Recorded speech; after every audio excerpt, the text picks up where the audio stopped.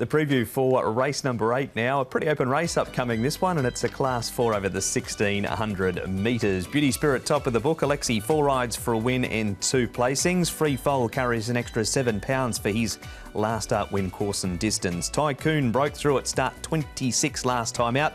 Noble Steed has the blinkers coming off. Great Treasure, bit more like his old self last time. Lotus Favourites is back in trip.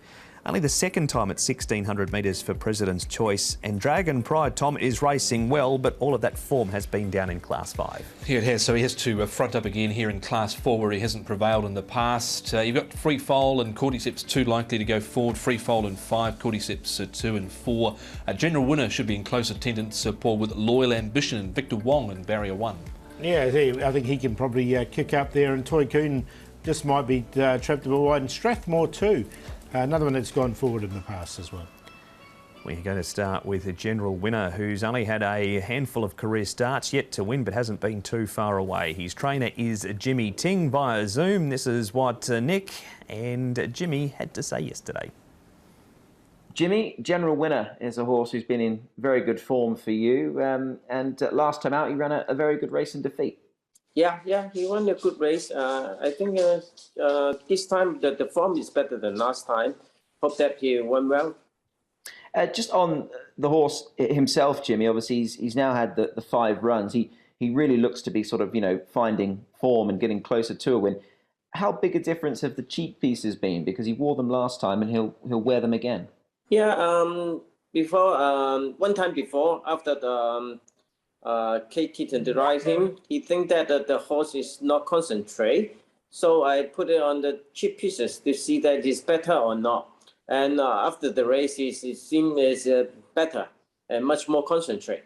How's his track work been, Jimmy, since his last race? Has he been pleasing you with his gallops and things? Yeah, I have a few gallop for this horse, and I think the form is better than last time, and he's doing well. Hope that in the race he's doing well too. You mentioned Karis Teaton. You and he have a good relationship. I mean, he's ridden 3 winners for you from only 13 rides this season, so you're a good combination. Yeah, he's a nice guy and a good jockey. And I think that the horse is suitable for him, I'll let him ride. Yeah. And just on yourself, Jimmy, obviously recent winners for you, Mission Bravo, My Sugar, the horses are racing really well. 25 winners, are you pleased with the way the season's been going? Actually, I think I can be a bit better, but sometimes it's no luck, so just lost some races. Hope that later we'll win some more. Jimmy Ting there, the trainer of General Winner. We move on from Jimmy Tom to this replay. Free Foal looking for back-to-back victories, and Tycoon has won since this race. And he's been knocking on the door, Free Foal, prior to this win, and was able to do it quite well over the final stages. I did like Paul the run of Co-Partner, era the way he was making ground, having to clear traffic from back in the pack. Yeah, so those 2 that you mentioned both go in for me. I thought Tycoon had his birthday last time, although he did have to work a little bit. But yeah, Free Foal and also Co-Partner era. The best part of his race was just his last 100 metres once he got into the clear. And actually, the other one I was going to say, Mark, the other one on the inside there that caught the eye was President's Choice rallying late.